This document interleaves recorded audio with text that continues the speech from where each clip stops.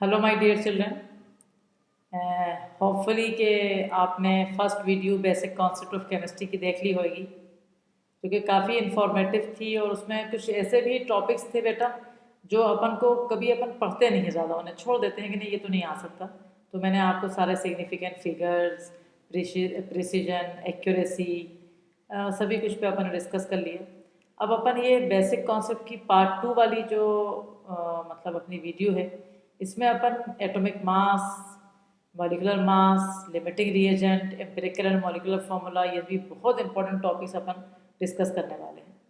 So the first topic we will discuss today is known as atomic mass. ठीक है, atom का मास, atomic मास यानी atom का मास। What is atomic mass? Is the number of times an atom of that element is heavier than an atom of carbon taken as 12। जो carbon के दो तीन isotopes हैं, 12 है, 13 है, 14, बट उन्होंने स्टैंडर्ड दिया 12 ले लिए, क्योंकि जैसे 12 वाले में क्या लग रहा है अपन को कि हर चीज़ इक्वल है, proton are 6, electron are 6, neutron are 6। तो इन्होंने वो ले लिया है और कहा है कि मतलब जैसे कोई भी एटम, नंबर ऑफ टाइम्स उस एटम का कितना हैवियर है वो कार्बन के एटम से। जैसे मैं तुम्हें वैसे बताऊं, कभी कभी अपन को ये बातें समझ में नहीं आती। ये सिंपल सी बात है, जैसे कि अपन ने एक मेजर कर लिया कि मतलब डजन दो चीज़ें होती हैं, वो डजन कुछ भी हो सकता है। ऐसे ही इसको एक नंबर ऑफ टाइम कोई भी एलिमेंट का atom is heavier than compare to carbon 12।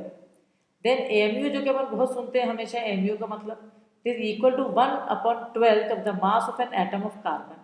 Carbon 12 जो आइसोटोप है उसका 1/12 जो है वो एमयू है। Average atomic mass is taken case of isotopes. ये बहुत इंपॉर्टेंट है कि आइसोटोप जो होते हैं वो सारों के एटॉमिक नंबर तो सेम होते हैं बट एटॉमिक मास अलग होते हैं। तो उनके लिए कौन सा उनके लिए एटॉमिक मास ही लिया जाता है, बल्कि उनके लिए क्या लिया जाता है, उनके लिए लिया जाता है एवरेज एटॉमिक मास का कॉन्सेप्ट। जैसे कि क्लोरीन है आपके पास। अब आपको पता है कि क्लोरीन के दो आइसोटोप हैं, एक 35 है ना, और एक 37 है। और ये जैसे मान के चलो किसी सैंपल में 3:1 के रेशियो में है, मतलब 35 3 पार्ट है और 37 1 पार्ट है। अब अगर आपको क्लोरीन का एवरेज एटॉमिक मास निकालना है बेटा, तो क्या करोगे, जो एटॉमिक मास 35 है उसको उसके अबंडेंस से मल्टीप्लाई करोगे, प्लस जो 37 है उसको उसको अबंडेंस से, डिवाइडेड बाई टोटल अबंडेंस, कितने पार्ट अबंडेंस यानी कितने पार्ट में रह रहा है। तो ये आपका ये तरीका है। और इस पे न्यूमेरिकल आईआईटी में, जेई में, सब में एवरेज एटॉमिक मास पे न्यूमेरिकल आ चुके हैं। तो अपन दो न्यूमेरिकल, ये 3 में दे रही हूँ आपको, यहाँ 2 है शायद मेरे पास, हाँ 2 मैंने दिए हैं, और दोनों से अपन कोई सा भी और कर सकते हैं इनकी हेल्प से। जैसे पहला न्यूमेरिकल क्या कह रहा है, chlorine has 2 isotopes of AMU. एक का बेटा 34.97 है और एक का 36.97 है। ये दो आइसोटॉप्स हैं क्लोरीन के। The relative abundances of these two isotopes are, एक का अबंडेंस इतना है, अबंडेंस मतलब कितना रहता है, और दूसरा का अबंडेंस इतना है। कह रहा है कि एवरेज एटॉमिक मास क्लोरीन का आप जो है निकालो, you have to detect the average atomic mass of chlorine. ठीक है, तो अब एवरेज एटॉमिक मास कैसे निकालेंगे, ये जो ये जो 34.97 इसको इसके अबंडेंस से मल्टीप्लाई करो, प्लस 36.97 को उसके अबंडेंस से, you will be getting the average atomic mass. Is very easy, it is not difficult, but ये है कि हमें आइडिया पता होना चाहिए चीज़ का, जब भी हम कर पाएंगे उसे। जैसे ये वाला जो क्वेश्चन है, ये आईआईटी का क्वेश्चन है बोरोन वाला, कि बोरोन को देखा गया है कि 2 आइसोटॉप्स होते हैं बोरोन के। एक का एटॉमिक मास 10.01 है और एक का एटॉमिक मास 11.01 है। ठीक है, और कह रहा है कि the atomic mass of natural boron is this much, 10.81। ये नेचुरल बोरोन का एटॉमिक मास है। Calculate the percentage of each isotope in natural boron. ये भी बड़ा अच्छा क्वेश्चन है। हर मतलब आइसोटॉप की परसेंटेज चाहिए, उनके एटॉमिक मासेस दे दी हैं, और नेचुरल बोरोन का मतलब एवरेज एटॉमिक मास है। ये 10.81 इज द एवरेज एटॉमिक मास। तो अपन ये मानते हैं जैसे कि जो पहला आइसोटॉप है 10.01 फॉर एग्जाम्पल, उसको x मान लें, तो जो दूसरा वाला होगा, परसेंटेज हमें निकाल दी हुई है ना, तो दूसरा 100 माइनस एक्स होगा। सपोज 10 वाला x मान लो, और जो दूसरा वाला है वो तुम मान लो उसको मतलब ये वाला 11.01 को आप 10 माइनस एक्स मान लो। ठीक है, उसके बाद एवरेज एटॉमिक मास का formula first isotope into x उसका अबंडेंस यानी प्लस सेकेंड एटॉमिक मास जो है बोरॉन का उसका abundance divided by total abundance कितना हो जाएगा 100। बस उसके बाद average atomic mass you know it, जब आप डायरेक्ट इसका सब्स्टिट्यूशन करोगे और मैथमेटिकल कैलकुलेशन करोगे तो you will be getting one 10 वाला 20% और दूसरा वाला 80%। So please remember my dear children that you have to take care and you have to solve these numericals are very very important। तो इनको तुम्हें सॉल्व करना है, ये वाला आइडिया आ चुका है और आता रहता है। नेक्स्ट हम जो आ रहा है वो है हमारा ग्राम एटॉमिक मास। तो जो नेक्स्ट हमारा है वो है ग्राम एटॉमिक मास। क्या होता है ग्राम एटॉमिक मास? एटॉमिक मास किसी भी एलिमेंट का अगर हम ग्राम में एक्सप्रेस करें तो उसे कहा जाता है ग्राम एटॉमिक मास। सो ग्राम एटॉमिक मास का मतलब atomic mass of anything express in what? In gram. जैसे मैं कहूँ अगर कि कार्बन का एटॉमिक मास 12 है, अगर मैं 12 ग्राम कहूँगी तो ग्राम एटॉमिक मास है, ठीक है। और अगर मैं 12 यू कहूँगी तो वो एटॉमिक मास है। ऐसी ग्राम मॉलिक्यूलर मास भी अगर एक्सप्रेस ग्राम में हो रहा है, it is given by the name gram molecular mass. Then gram formula mass. Gram formula mass जो है ये ध्यान रखना आयोनिक कंपाउंड के लिए, जैसे अपन ने पहले ही बताया था कि आयोनिक कंपाउंड के लिए हम फॉर्मेलिटी लेते हैं। तो for ionic compound it is like molecular mass but we can use the name gram formula mass, ठीक है। उसके बाद एक चीज़ और यहाँ दी हुई है, मैंने थोड़ी मुझे अच्छी लगी थी ये कि एक मिनट यहाँ पर जस्ट ये it may be noted that even a very small amount of NaCl, जैसे अपने पास थोड़ा सा भी NaCl है तो उसमें Na पॉजिटिव और Cl नेगेटिव बहुत से होंगे और उनका अमाउंट इक्वल होगा जब भी वो न्यूट्रल है। तो they contain large but equal number of Na positive and Cl negative ion. So the actual formula should be Na positive and Cl negative n. What is the meaning of this? Na positive के इतने सारे molecules हैं, Cl negative के इतने सारे molecule हैं और NaCl का NaCl जो है वो सिंपलेस्ट फॉर्मूला है, लेकिन जिसे वन फॉर्मूला यूनिट कहते हैं, एक फॉर्मूला यूनिट। बट जनरली अगर जैसे कभी बाय द वे इस तरह के क्वेश्चन आ सकते हैं, कभी क्वेश्चन आ जाए कि NaCl का उसके सैंपल में व्हाट इज द फॉर्मूला, तो आप इस पर टिक करोगे क्योंकि Na पॉजिटिव एक नहीं है, बहुत से हैं और Cl नेगेटिव भी बहुत से हैं और एक फॉर्मूला यूनिट में NaCl है। Then we have equivalent mass, जो कि बहुत काम की चीज़ भी है और आता रहता है इक्विवेलेंट मास हमारे पास हर जगह। क्या होता है ये? It is defined the number of parts by mass of that substance which combine with और डिस्प्लेस डायरेक्टली और इनडायरेक्टली इतना part 1.0 part by mass of hydrogen और कितना मास बाई हाइड्रोजन 1.00 पार्ट और 8 parts by mass of oxygen और 35.5 parts by mass of chlorine. अभी definition की इतनी कोई इंपॉर्टेंस नहीं है ऑब्जेक्टिव क्वेश्चन में, सिंपल वे में जैसे कॉपर CuO में कॉपर का इक्विवेलेंट मास कितना हुआ, जो उसका एटॉमिक मास है 63.6 डिवाइडेड बाई 2। क्यों 2? क्योंकि यहाँ पर कॉपर की वैलेंसी +2 है डिवाइडेड बाई इस वैलेंसी। Cu2O में कॉपर की वैलेंसी +1 है, तो जो उसका एटॉमिक मास है ना इतना ही रहेगा। अब जैसे आपके पास ये CO3 -2 है, अब CO3 -2 में चार्ज कितनी दे रहा है वो -2, तो जो भी आपका एटॉमिक मास है पूरा मॉलिक्यूलर मास को डिवाइड कर दोगे 2 से, इक्विवेलेंट मास निकाला जा रहा है। HCl में क्योंकि एक ही जैसे एसिड के लिए अपन रिप्लेसेबल हाइड्रोजन देखते हैं, तो HCl में एक ही हाइड्रोजन तो इतना ही रहेगा। सल्फ्यूरिक एसिड में रिप्लेसेबल हाइड्रोजन 2 है तो डिवाइडेड बाई 2। तो this is the equivalent mass concept और बी इन बिटवीन ऑल्सो अगर आता है तो अपन देख लेंगे उसे। Now after this we have a very very important thing which always we know about it. अपन 9th क्लास से बच्चे को डिलेमा होता है about it that what is the meaning of mole concept, what is our mole concept. Okay, now is a little bit problem of software, so ये ऐसी line आ गई है बट कोई बात नहीं, अपन कर लेंगे उसको। Now what is the meaning of mole concept? It is found that 1 gram atom of any element, क्या 1 gram atom, 1 gram atom, just a minute, let me try, it is a little bit problem of what, of the software बेटा, नहीं ये software की problem है, तो ये हटता भी नहीं है। वेट फॉर अ मिनट, एक दफ़ा मैं करके देख लूँ। 1 मिनट वेट करो बेटा।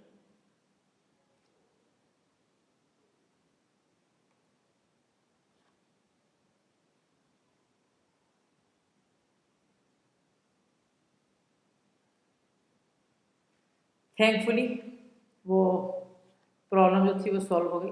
Now what is small concept, a very very important thing. आपको अगर मैं कहूँ जाके 1 डज़न बनाना लेके आओ तो आप 12 बनाना लाओगे। आपको मैं कहूँ कि नहीं 1 डज़न बनाना नहीं 1 डज़न ऑरेंज लाओ, तो जब भी आप 12 ही लाओगे। ऐसे ही मोल जो है ना वो एक कलेक्शन होता है 6.023 इंटू 10⁻23 पार्टिकल्स का। अगर आपको इतने पार्टिकल्स देखना है तो उनका जो कलेक्शन होएगा उसे हम क्या कहेंगे, उसे हम कहते हैं मोल। तो क्या लिखा है, it is found that 1 gram atom 1 gram atom 1 gram atom of any element contain the same number of atoms. ये मतलब जैसे 1 डज़न में 12 ही होंगे, तो 1 ग्राम एटम किसी भी एलिमेंट में सेम नंबर ऑफ एटम देखे गए, और 1 ग्राम मॉलिक्यूल किसी भी सब्सटेंस के उसमें देखा गया same number of molecule. So again let us revise, 1 gram atom of any element contains same number of atoms and 1 gram molecule of any substance contain same number of molecules. This number is given by the by Avogadro, और उसको ये number था पहले। जब ये number actual निकाला गया तो 7 सिग्निफिकेंट फिगर के उससे निकाला गया था, जैसे 6.022137। बाद में जाके उन लोगों ने ये 3 हटा के और उसको 4 सिग्निफिकेंट फिगर वाला बना दिया, जो कि 6.022 इंटू 10⁻23।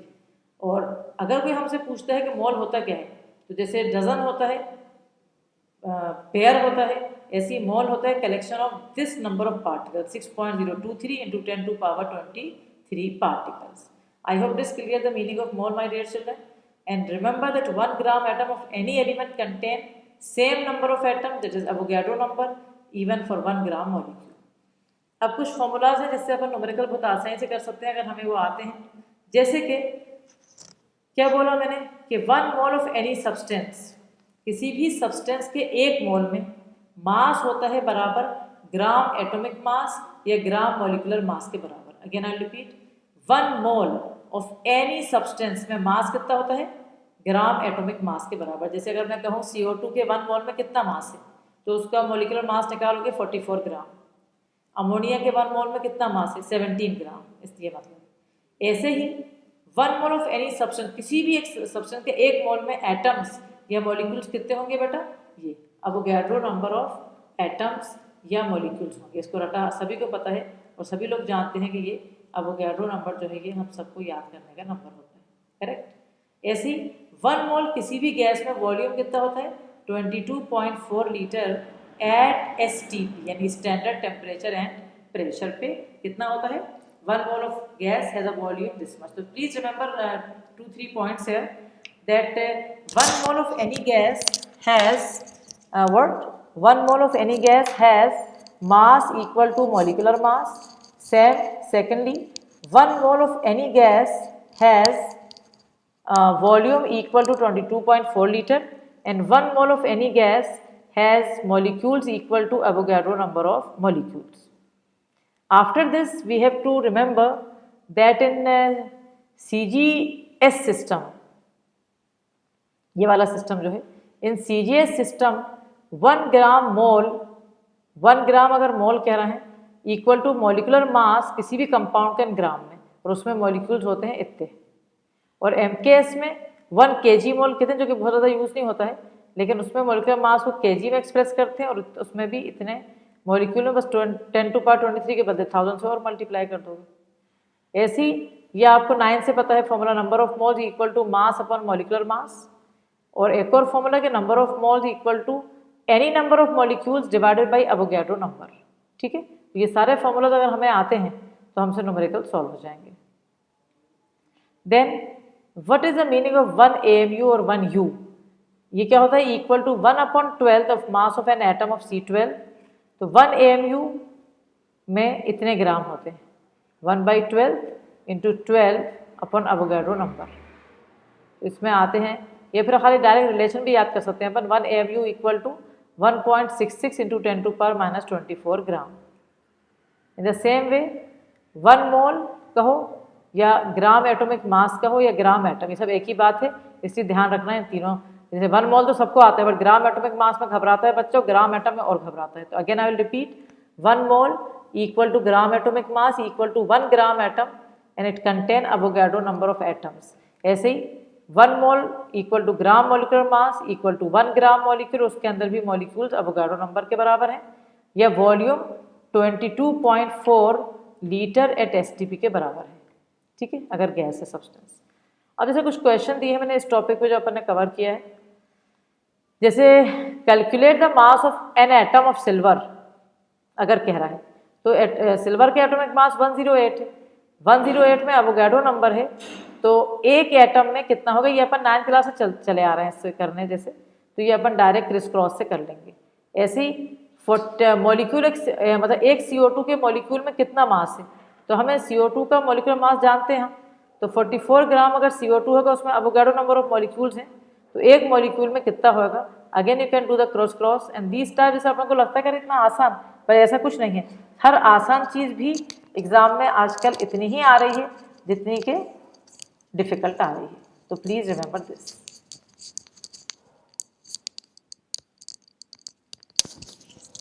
ओके माय डियर, इसके बाद आप देख रहे हैं वन मोर न्यूमेरिकल है, that is calculate the number of molecules present in 34.2 gram of cane sugar. ठीक है, 34.2 ग्राम कैन शुगर का फॉर्मूला C12H22O11 है। इसका मॉलिक्यूलर मास हमारे पास है। इसके मॉलिक्यूलर मास, किसी भी चीज़ के मॉलिक्यूलर मास में अवोगाड्रो नंबर ऑफ एटम्स हैं, तो 34.2 में कितने हैं, तो ये भी डायरेक्ट क्वेश्चन है। ऐसे ही number of molecule there asking in 1 litre of water, पानी का 1 लीटर और 1 kg बराबर है। 1 kg यानी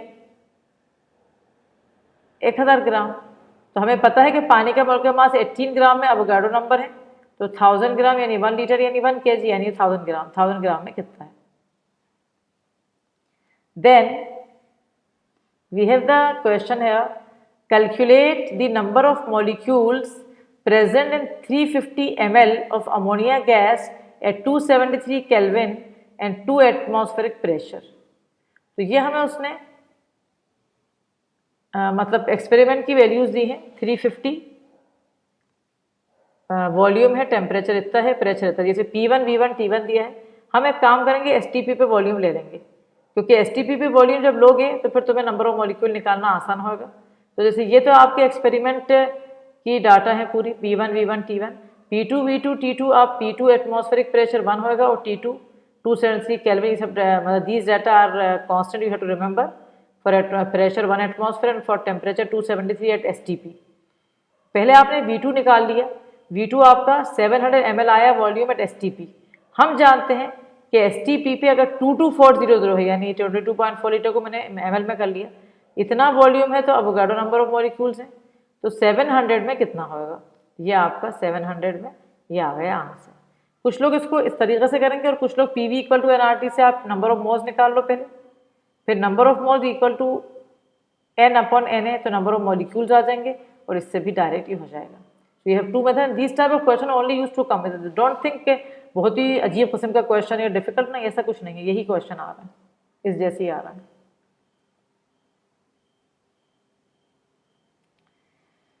क्या देखा आपने इस क्वेश्चन में, मैंने 3 स्टार लगाए हैं because very very important question है। Density of 3 molar solution is given to you and they are asking you molality. Molality का मतलब क्या होता है, 3 मोलार का मतलब पहले समझो, what is the meaning of 3 molar, यानी 3 moles of NaCl in 1 liter of solution. This is the meaning of 3 molar. So what is the meaning of 3 molar? 3 moles of NaCl in 1 liter of solution. Molecular mass NaCl का दे दिया है कितना, 58.5. Okay my dear. Now what is the meaning of molality? Number of moles upon mass of solvent. Correct.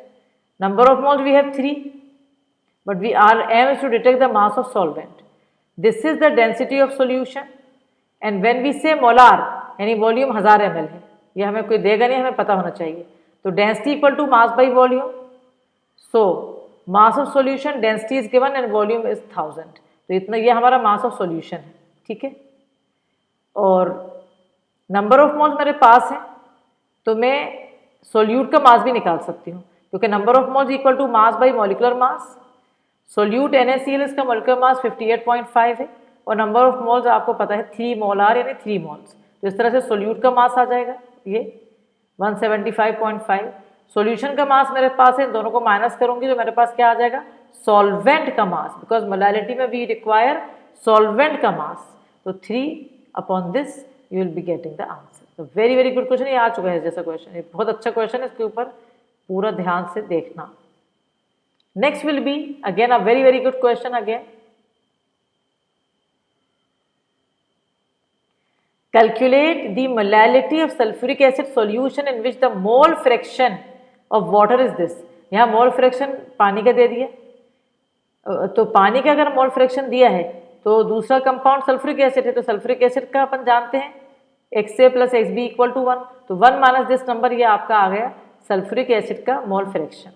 अब जब sulphuric acid का mole fraction आ गया तो हम जानते हैं कि मोल फ्रैक्शन का मतलब number of moles of sulphuric acid upon number of moles of water and sulphuric acid. Mole fraction we have number of moles of sulphuric acid you want to detect, और number of moles of water in 1 kg, molality यानी 1 kg is always, या in 1 liter is always 55.55। Please don't forget to remember this number, otherwise you cannot solve the question। तो ये हमें पता है, तो हमें मोल्स आ गए, और जैसे ही नंबर ऑफ मोल्स आए वही मोलैलिटी है, क्योंकि नंबर ऑफ मोल्स पर KG is known as molality. तो अगेन बेटा ये बहुत अच्छे क्वेश्चन है, ये दोनों तो बिल्कुल पक्के आने वाले क्वेश्चन में से लग रहा है। Next will be percentage of element अगर निकालना है तो बहुत ही आसान है ये। Number of parts by mass of the element divided by molecular mass, number of parts by mass of the element divided by molecular mass into 100। जैसे अगर परसेंटेज कंपोजिशन निकालना है मैग्नीशियम सल्फेट में हर एलिमेंट की तो बहुत आसान है। पूरा मैग्नीशियम सल्फेट का मोलेकुलर मास निकालो 120, एक अकेला मैग्नीशियम का 24 डिवाइड बाई 120 इंटू 100, तो इतना परसेंट मैग्नीशियम। सल्फर में सल्फर का कितना होता है 32 divide by total molecular mass into 100 you will getting 4 option you have, total मिला के एक का 16 into 4 64 divide by this number into 100 you will be getting the percentage. So this is very simple like numerical, but कोई भी simple चीज या difficult में कुछ नहीं है, कुछ भी आ सकता है एग्जाम में। देन एम्पिरिकल और मॉलिक्यूलर फॉर्मूला है जो कि बहुत इंपॉर्टेंट है ये भी, और इसमें भी क्वेश्चन लगातार अपन देख रहे हैं कि आ रहा है। एक फॉर्मूला है कि molecular formula equal to empirical formula into n, ठीक है, और n क्या है, ये molecular mass upon empirical formula mass. तो नॉर्मली एम्पिरिकल फॉर्मूला निकाल के मॉलिक्यूलर फॉर्मूला निकालना बहुत आसान काम। अब जैसे कि एक क्वेश्चन दिया है, अच्छा क्वेश्चन है, एक इनऑर्गेनिक सॉल्ट है जिसके अंदर सोडियम का परसेंटेज 29.11 है, सल्फर 40.51, ऑक्सीजन 30.38, ठीक है। ये है, कह रहा है एम्पिरिकल फॉर्मूला निकालो and the atomic mass is given. What will be the method we have to follow, we will be taking the atomic mass percentage and divided by atomic mass. First step, सारी percentage दी, उनके atomic मास से divide कर दिए, अच्छी तरह divide करके ये नंबर आया। इसके बाद इसमें जो सबसे छोटा नंबर है उसे सारों को डिवाइड कर दिया, तो what is the smallest one 1.266, इसे डिवाइड कर दिया, ये 1 आया, ये 1 आया, इसको डिवाइड कर तो 1.5। 1.5 में कभी भी कोई चीज़ नहीं होगी, अपन उसको सिंपल होल नंबर रेशियो बनाने के लिए सिंपलेस्ट होल नंबर से मल्टीप्लाई करेंगे, तो 2 से करो तो ये 2 हो जाएगा, ये 2 हो जाएगा और ये 3। तो this is the formula Na2S2 and O3। So it is not difficult but it requires steps. First you divide the percentage by atomic mass, then you divide the number by the smallest one, then you keep the number as a whole number, not in fraction.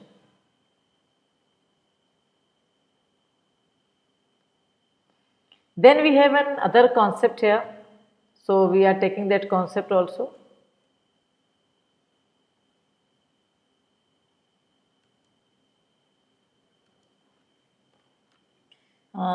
ये वाला जो numerical है बेटा ये भी बहुत अच्छा है। जैसे 2.38 gram of uranium was heated strongly in a current of air. The resulting oxide weighed 2.806 gram. Determine the empirical formula of the oxide। ठीक है, इतने 2.38 ग्राम यूरेनियम को हीट करा तो जो ऑक्साइड मिला उसका वेट इतना है, ठीक है। तो हमें ऑक्सीजन का परसेंटेज निकालना है, तो हम इन दोनों को माइनस करेंगे तो हमारे पास ऑक्सीजन का परसेंटेज निकल जाएगा। कैसे करेंगे, लेकिन पहले हमें देखना पड़ेगा परसेंटेज ऑफ यूरेनियम, क्योंकि मेरे पास यूरेनियम का परसेंटेज नहीं है ना। तो यूरेनियम का परसेंटेज कैसे निकालोगे? यूरेनियम का mass divided by total oxide का मास मल्टीप्लाई बाई 100, है ना। जब ये करोगे तो यूरेनियम का परसेंटेज आ जाएगा। फिर 100 में से जब इसको माइनस करोगे तो आपके पास ऑक्सीजन का परसेंटेज आ जाएगा। तो बहुत सिंपल सा स्टेप था, दोनों की परसेंटेज निकाल दी। Then again the same thing, divide the percentage by the atomic masses given. ये नंबर आ गए, इसमें से जो स्मॉलेस्ट है उसे दोनों को डिवाइड कर दिए, यू विल बी गेटिंग 1:2.6। इसको सिंपल वे में जब करो तो 3 से मल्टीप्लाई करो तो will become in the ratio of U3O8। Okay my dear, तो कोई चीज़ मुश्किल नहीं है, बट तुम्हें ये सारा न्यूमेरिकल दे रही हूँ ताकि तुम ट्राई कर लो, और एक दफ़ा तुम्हें आ गया करना तो कोई टेंशन है ही नहीं। आफ्टर दिस ये न्यूमेरिकल भी बड़ा अच्छा है, स्टार देखो कितने लगे हैं। ये नीट के अंदर इसका आइडिया आया था परसेंटेज प्योरिटी का। 1.45 ग्राम ऑफ एन इम्प्योर सैंपल है कोई हमारे पास, उसका 1.5 ग्राम ऑफ सोडियम सल्फेट की इम्प्योर सैंपल है। Dissolve in water was treated with excess of barium chloride when 1.74 gram of barium sulfate were obtained as dry precipitate। ठीक है, जब 1.5 ग्राम इम्प्योर सैंपल सोडियम सल्फेट को पानी में डाला और बेरियम क्लोराइड से ट्रीट करा तो इतना बेरियम सल्फेट हमारे पास निकला। कैलकुलेट द परसेंटेज प्योरिटी, इसके ऊपर भी एक आइडिया मैं कहती हूँ नीट पे आ चुका है, और ये भी एक नया और अच्छा आइडिया है। परसेंटेज प्योरिटी निकालना है, पहले अपन एक इक्वेशन बना लें, सोडियम सल्फेट बेरियम क्लोराइड से रिएक्ट करके बेरियम सल्फेट और NaCl बनाना है, ठीक है। हमें पता है सोडियम सल्फेट का मॉलिक्यूलर मास 142 ग्राम है, और बेरियम सल्फेट जो निकला है उसका 233 है। तो 142 ग्राम सोडियम सल्फेट में 233 ग्राम बेरियम सल्फेट का होगा, ठीक है। तो अगर आपके पास 1.74 ग्राम बेरियम सल्फेट निकला है तो कितना सोडियम सल्फेट में से वो निकला है, ठीक है। ये हमारा इतना सोडियम सल्फेट हमारे पास था, लेकिन ये प्योर सोडियम सल्फेट है जो 1.5 ग्राम इम्प्योर में रहता है। तो ये जैसे इतना 142 ग्राम सोडियम सल्फेट दे रहा है एक्चुअल मॉलिक्यूलर मास से, तो इतना जो ये है बेरियम सल्फेट वो कितना दे रहा है सोडियम सल्फेट, दिस 1.06 ग्राम ये मास जो है क्या है प्योर Na2SO4 का है जो 1.5 ग्राम इम्प्योर सैंपल में रहता है। तो परसेंटेज प्योरिटी कैसे निकालोगे, जो प्योर है डिवाइड करो उसको इम्प्योर से और मल्टीप्लाई कर दो 100 से, तो ये परसेंटेज प्योरिटी आ जाएगी। ध्यान रखना बेटा, इस पे कॉन्सेप्ट, इस कॉन्सेप्ट पे न्यूमेरिकल आ चुका है।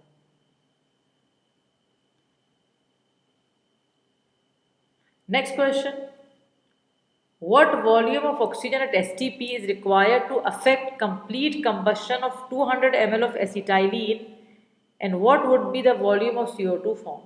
What is the meaning of acetylene यानी इथाइन, ठीक है।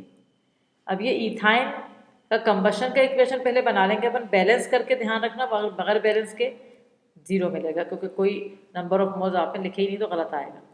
क्या देखा अपन ने, 2 वॉल्यूम C2H2 का कितने वॉल्यूम दे रहा है O2 का 5 वॉल्यूम, है ना। हमारे पास इथाइन के कितने हैं 200, तो 200 इथाइन जो है वो कितना O2 देगा, तो O2 आ रहा है 500 सेंटीमीटर क्यूब, ठीक है।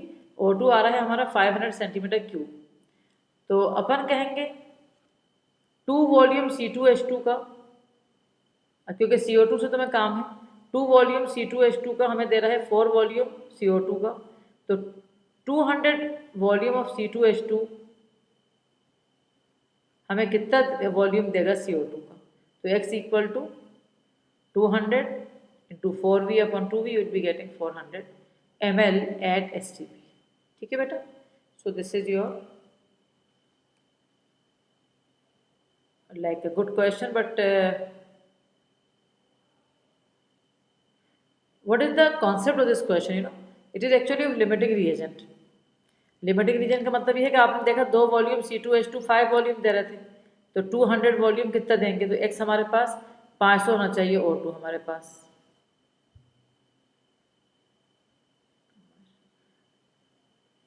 No no need, it is not limiting reagent, because इसमें एक ही का दिया है ना अपन को मास, तो लिमिटिंग रीजन नहीं है।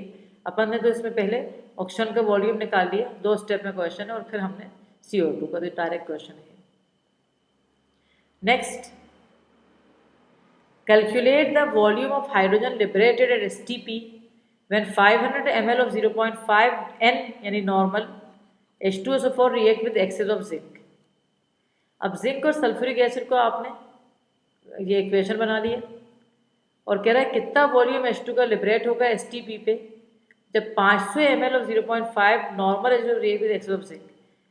पहले नॉर्मलिटी वाला फॉर्मूला लगाया हमने, ये नॉर्मलिटी हमें दी हुई है 0.59 N, और W भी you have to detect equivalent weight of sulfuric acid is the molecular mass divided by 2 because replaceable hydrogen are 2 यानी 49, और वॉल्यूम हमारा ये 500। ये सब करने से हमारे पास मास आ गया 12.25। ठीक, अब हम जानते हैं कि 98 ग्राम अगर सल्फ्यूरिक एसिड है तो उसका वॉल्यूम 22.4 लीटर है, तो 12.25 ग्राम में कितना होगा, तो ये आपका आंसर आ गया। ठीक है, ये सारे क्वेश्चन को वीडियो को रिविजिट करना 3-4 दफ़ा, तो ये सारे क्वेश्चन दिमाग में बैठ जाएंगे आपके। एंड यू शुड रिमेंबर कि ये सारे जो क्वेश्चन आपको दिए जा रहे हैं ये पूरे इन्हीं जैसे एग्जाम में आ रहे हैं लगातार, तो आपको इसको बहुत अच्छी तरह करना है और समझना है। Is it clear to you? So please remember that it is very very important and you have to take care that you have to solve.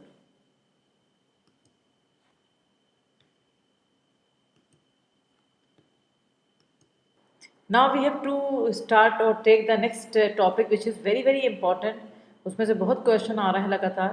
It is known as limiting reagent. क्या होता है ये? The reactant which react completely in the reaction, वो reactant जो reaction में पूरा का पूरा कम्प्लीटली रिएक्ट कर जाए उसे लिमिटिंग रिएजेंट कहते हैं।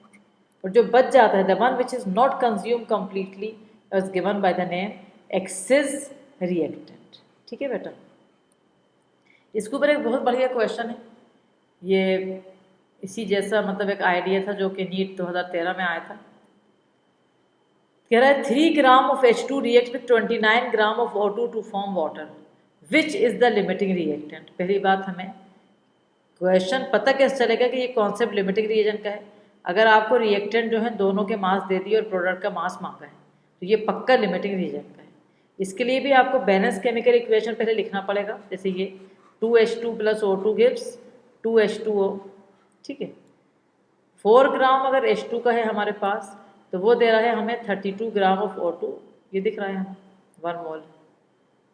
तो अगर मेरे पास 3 ग्राम है H2 का तो कितना होना चाहिए O2, तो O2 मेरा आ रहा है 24 ग्राम। ठीक है, इतना होना चाहिए, लेकिन मेरे पास O2 कितना है 29 ग्राम, मतलब O2 तो मेरे पास एक्सेस में है, यानी H2 is my limiting reagent.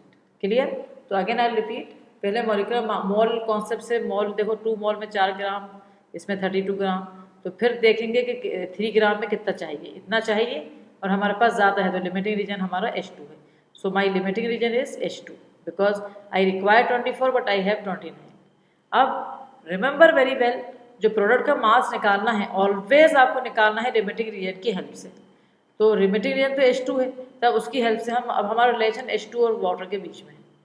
4 gram H2 अगर होता, पानी का एक का 18 है, 18 × 2 36, तो 36 ग्राम हमारे पास पानी होता, लेकिन हमारे पास तो H2 3 ग्राम है, तो 3 ग्राम में कितना पानी आएगा, तो ये आपका 27 gram is your the mass of pure product. फिर ये पूछ रहा है कि amount of the reagent left, जो बच गया था कितना, बचा कौन है, बचा जो लिमिटिंग रिएजेंट है तो खत्म हो गया, बचा हुआ कौन था O2, तो O2 का था 24 और O2 था कितना एक्चुअल 29, और जरूरत कितनी थी 24, तो 29 माइनस 24 इतना बच गया। ठीक है, इतना खर्च हो गया 24 और इतना बच गया। नेक्स्ट क्वेश्चन आ रहा है, what volume of hydrogen gas at STP would be liberated by the action of 50 ml of dilute sulfuric acid of 40% purity and having a density of 1.3 gram per ml on 20 gram of zinc। पहले हमें देखना है कि 40% pure निकालना है sulphuric acid, ठीक है। 50 ml of dilute sulphuric acid का 40% प्योरिटी निकाल लो, यानी मास प्योर सल्फ्यूरिक एसिड का पहले कैसे निकालोगे, density equal to mass by volume. तो मास डेंसिटी दी हुई है और वॉल्यूम दिया हुआ है 50, तो ये हमने 65 ग्राम ये मास है हमारा, ठीक है। और 100 ग्राम अगर सल्फ्यूरिक एसिड होता तो उसमें प्योर कितना होता 40। ये 40% प्योरिटी का मतलब क्या है, अगर मेरे पास 100 ग्राम होता तो उसमें प्योर होता 40, लेकिन मेरे पास कितना है 65 ग्राम, तो 65 ग्राम में मेरे पास कितना मिलेगा मुझे, तो ये जो 26 ग्राम है ये मेरा प्योर सल्फ्यूरिक एसिड है, कितने में 65 ग्राम में। बस अब इक्वेशन डाल दो आप, इक्वेशन में फिर आप देखोगे कि सल्फ्यूरिक एसिड का रिलेशन है किसके साथ, H2 के साथ। सल्फ्यूरिक एसिड का 98 ग्राम में वॉल्यूम H2 22.4 लीटर होगा, तो अगर 26 ग्राम सल्फ्यूरिक एसिड है तो उसमें वॉल्यूम कितना होगा। ये क्वेश्चन सब नीट वीट के क्वेश्चन है और ये बहुत अच्छे अच्छे IIT के क्वेश्चन जैसे हैं, इनको बहुत अच्छी तरह ध्यान में रखो। ये मतलब ये सब करना आ जाएंगे अगर तुम्हें, जितना मैंने तीन मतलब आपको पता है कि बेसिक कॉन्सेप्ट 3 पार्ट में, अगर ये सारे करना आ गए तो आपसे पक्का क्वेश्चन बनने वाला है नीट और IIT के पेपर में। अच्छा क्वेश्चन था ये भी बहुत, इसको भी ध्यान से देखोगे, समझोगे और कर लोगे। अब ये जो लास्ट में आ रहे हैं थोड़े से, ये भी एक्सक्लूसिवली ठीक है, आते हैं कभी कभी।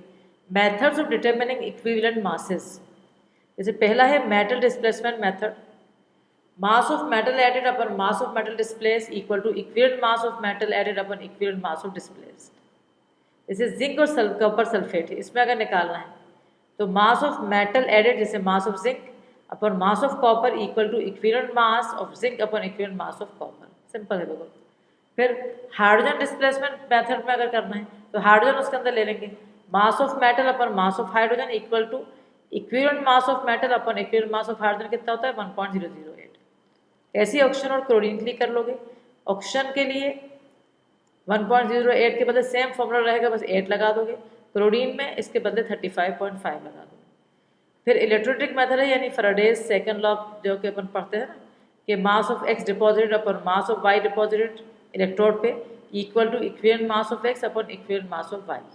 ये सब सिंपल फॉर्मूलाज हैं, कभी कभी यूज हो जाते हैं। उसके बाद methods of determining atomic masses. Atomic mass equal to equivalent mass into valency, ये फॉर्मूला यहाँ काम में आ सकता है। Dulong Petit's method for solid elements except beryllium, boron और कार्बन और सिलिकॉन के लिए नहीं, बाकी सब सॉलिड के लिए। उसके अकॉर्डिंग ये सब ज़्यादा यूज़ नहीं होंगे, इसमें ज़्यादा क्वेश्चन बहुत नहीं आते। Atomic mass into specific heat equal to 6.4। From ratio of heat capacities से भी निकाल सकते हैं कि 2 into vapour density equal to molecular mass.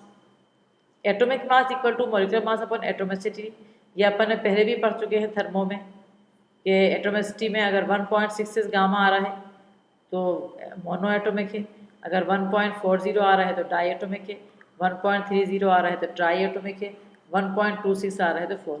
But ये सब चीज़ें बहुत ज़्यादा यूज़ नहीं होंगी। फिर वोलेटाइल क्लोराइड मेथड भी बहुत ज़्यादा इंपॉर्टेंट नहीं है, लेकिन है। उसका एक फॉर्मूला याद कर लो बस, ये 2 into vapour density upon X, यानी valency equal to 2 into vapour density upon equivalent mass बस 35.5, और atomic mass equal to equivalent mass into valency पहले भी दे चुकी हूँ। अब हमारे पास कुछ क्वेश्चन है जो थोड़े से एक दो इसमें करेंगे, बाकी थर्ड वाले जो वीडियो है उसमें करेंगे अपन। जैसे इसके अंदर मैं इस वाले फॉर्मूलाज पे दे रही हूँ, जैसे आपके पास 0.32 gram of a metal on treatment with an acid gave 112 ml of hydrogen at STP और NTP। तो 0.32 ग्राम मेटल का था, जब उसको एसिड से रिएक्ट करा तो उसने 112 ml दिया हाइड्रोजन के NTP पे। कह रहा है इक्विवेलेंट वेट निकालो मेटल का। ये AMU 2010 का क्वेश्चन, ये 4 ऑप्शन है इसके। हम जानते हैं कि 0.32 ग्राम में वो कह रहा है कितना है 112 ml, ठीक है, 0.32 ग्राम में 112 ml, तो 11200 ml में कितना होगा। 11200 ml क्यों लिया है आपने, आपको क्या माना 2240 क्यों नहीं लिया, क्योंकि एक हाइड्रोजन की वैलेंसी +1 है, लेकिन हाइड्रोजन यानी H2, तो उसकी डिवाइड बाई 2 हो जाएगी तो वॉल्यूम भी आधा हो जाएगा। तो इतने वॉल्यूम में कितना एक्स है, तो ये आ जाएगा 32। ये क्वेश्चन AMU का है। ऐसे ही अब बाईवेलेंट मेटल है देन इक्विवेलेंट मास ऑफ 32। एक बाईवेलेंट मेटल है +2 चार्ज वाला, उसकी इक्विवेलेंट मास 32 दे दिया है। The molecular mass of the metal nitrate is, अभी मैंने आपको फॉर्मूला दिया था, ये ऊपर यही लिखा है, ये देखो, atomic mass equal to equivalent mass into valency. तो atomic mass equal to equivalent mass जो कि 32 है, और वैलेंसी बाईवेलेंट है 2। तो एटॉमिक के मास 64 है उसका, ये 64 है, और वो उसका मेटल नाइट्रेट का पूछ रहा है। तो ये मेटल नाइट्रेट, क्योंकि बाईवेलेंट मेटल है तो मेटल नाइट्रेट का फॉर्मूला MnO3 होल ट्वाइस है। मेटल 64 है इन +2 इंटू नाइट्रेट में नाइट्रोजन का 40 + 48, तो ये आपका 188 आ गया। तो मतलब क्वेश्चन टफ नहीं है, लेकिन उनको करना बहुत ज़रूरी है कि हमें करेंगे कैसे उन्हें। अब जैसे ये एक नया आइडिया ज़रा सा है, थोड़ा सा ये वर्ड देख के बच्चा घबरा सकता है कि ये वाला देखो, the total ionic strength, the total ionic strength. तो अगर कहीं भी आयोनिक स्ट्रेंथ है, इसका मतलब क्या है, total molarity of all the ions, पूरे आयंस की मोलैरिटी मांग रहा है। ये इतनी छोटी सी चीज़ है, बट आयोनिक स्ट्रेंथ एक नया चीज़। Containing 0.2 molar copper sulphate and 0.1 molar aluminium sulphate, इसकी टोटल मोलैरिटी मांगी, यानी आयोनिक स्ट्रेंथ। अब देखो 1 लीटर सॉल्यूशन में Cu2 के मोल्स कितने हैं, 0.2 मोलार, सल्फेट के भी 0.2 मोलार, अल्यूमिनियम सल्फेट में 2 × 0.1 अल्यूमिनियम के हैं, और 3 × 0.1 सल्फेट के हैं। तो ये सबको जब ऐड कर दोगे चारों को, तो ये आ जाएगी आयोनिक स्ट्रेंथ। कितना आसान चीज़ है, बट ये एक आइडिया है। लास्ट क्वेश्चन इस वाली वीडियो का, ये 2015 में आया था JEE मेन में। मॉलिक्यूलर फॉर्मूला एक रेजन का दे दिया, ये रेजन है मतलब बहुत बड़ा मॉलिक्यूल, C8H7SO3Na। इसका मॉलिक्यूलर मास दे दिया आपको 206। What would be the maximum uptake of calcium ions by the resin when express in mole per gram raisin. कितना अच्छा क्वेश्चन। ये रेजन है, रेजन को के अंदर कैल्शियम डालेंगे तो सोडियम को हटाएगा कैल्शियम, ये बन गया, ठीक है। ये 2 मोल्स हैं रेजन के, और कैल्शियम के 1 मोल है। रेजन का मॉलिक्यूलर मास दिया है 206, तो 2 मोल्स का 412 ग्राम होगा। 412 ग्राम रेजन जो है वो कैल्शियम ले रहा है, 1 मोल कैल्शियम का। तो 1 ग्राम क्या कह रहा है, express in mole per gram, 1 gram raisin कितना कैल्शियम लेगा, ये इसका 1/412 इसका ऑप्शन है। तो यहाँ तक मैंने आज करवाया है। अब एक वीडियो बची है बस इसकी, जिसके अंदर सारे क्वेश्चंस ही क्वेश्चंस हैं, और बहुत अच्छे अच्छे क्वेश्चंस हैं। और प्लीज़ माय डियर तुम लोग देख लो, कुछ बच्चे बहुत देखते हैं और बहुत फ़ायदा उठा रहे हैं, और कुछ बच्चे बिल्कुल उनको कोई इंटरेस्ट नहीं है, वो सोच ही नहीं रहे कि क्या बढ़िया गोल्ड और प्लेटिनम और डायमंड जैसी चीज़ें हैं, ये हम पढ़ लेंगे तो हमसे हर चैप्टर का हर क्वेश्चन बन जाएगा। So all the best my dear children, study very much. And after this, ये जब ये दोनों वीडियोस पूरी पढ़ लोगे अच्छी तरह, तो तुम देखना थर्ड वीडियो में तुम्हें खुद समझ में आने लगेगा, क्योंकि वो पूरे न्यूमेरिकल्स होंगे। तो all the best, this is from doctor Amina, HOD chemistry, doctor Amina classes. All the best my dear for your NEET and IIT JEE।